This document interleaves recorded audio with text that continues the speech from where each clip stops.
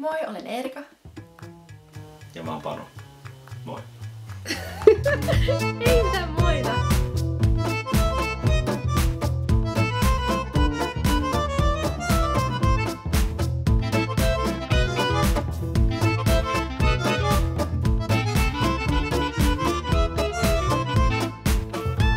Toinen meistä on espoolainen sähköteekkari ja toinen kasvatustieteiden opiskelija Turusta.